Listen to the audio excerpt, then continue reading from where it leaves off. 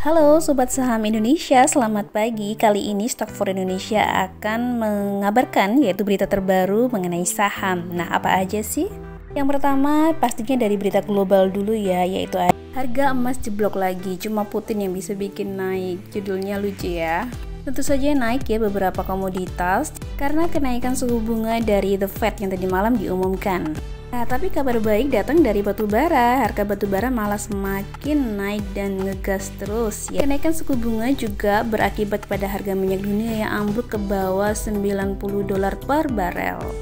Dan ada kabar buruk nih dari perang Rusia dan Ukraina yang ternyata semakin parah. Bahkan Putin akan mengirimkan 302 pasukan ke Ukraina dan juga akan ada kode nuklir. Bahaya sekali ya. Tapi ada kabar baik ya dari sektor sawit CPO ya yang melanjutkan penguatan.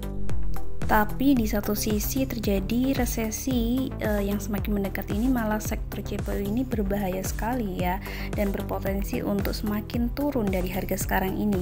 Sementara dari dalam negeri yaitu kabar dari Bank Indonesia yang akan diramal menaikkan suku bunga 0,25% yang akan diumumkan hari ini, siap-siap. Sementara itu dari emiten yaitu ada kabar dari Menteri BUMN Erick Thohir yang mengumumkan bahwa subholding Beyond KWH PLN berpeluang melantai di bursa. Semakin banyak BUMN yang akan IPO ya. Kemarin ada kabar yaitu anak dari Pertamina dan sekarang ada anak dari PLN. Dan masih dari BUMN yaitu pabrik migor anak usaha BUMN juga mau IPO tuh ya.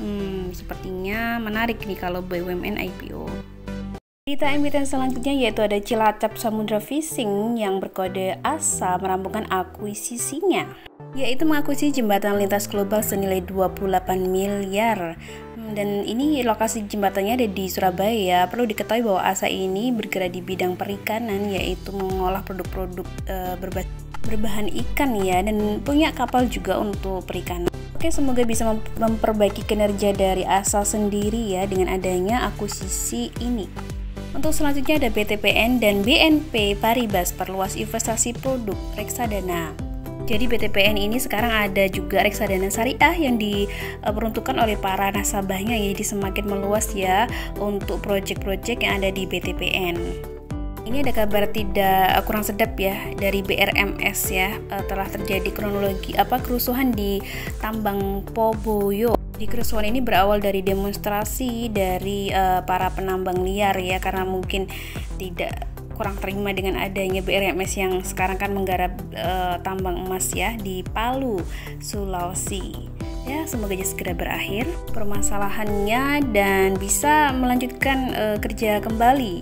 Dan di sini memang ada sih kayak perusakan alat berat seperti itu. Namun alat berat ini untungnya udah diasuransikan ya, jadi tidak mengurangi aset ya.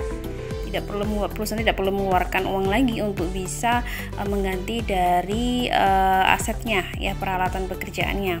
Dari kabar buruk kita kembali lagi ke kabar baik yaitu dari Rals Ramayana yang ya labanya kita tahu telah melesat 107% dan akan bersiap untuk membagi dividen ya di tahun depan. Dan dividennya ini lumayan besar ya Ral ini dividen yieldnya itu 5% per tahun ya, dan laba bersihnya itu yang dibagikan itu di atas 50% yang dibagikan kepada para pemegang saham. Hutangnya juga jauh lebih kecil dibandingkan kas dan ekuitas. Ya, bisa dipertimbangkan juga untuk investasi. Berita terakhir yaitu dari saham sejuta umat, saham Bumi ya. Saham Bumi ini sudah turun 19% dalam satu minggu dan sepertinya ada tanda-tanda potensi rebound ya.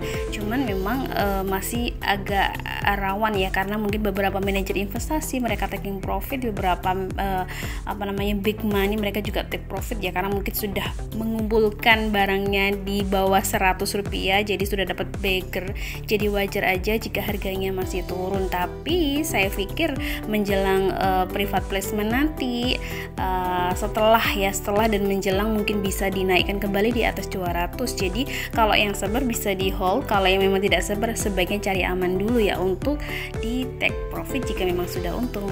Yang baru mau masuk silakan dicarikan entry yang tepat ya, jangan sampai kita terburu-buru masuk kemudian masih di bawah turun ya. Tapi sepertinya mungkin terbatas ya, paling rendah mungkin 120 ya di harga pelaksanaan private placement-nya nanti.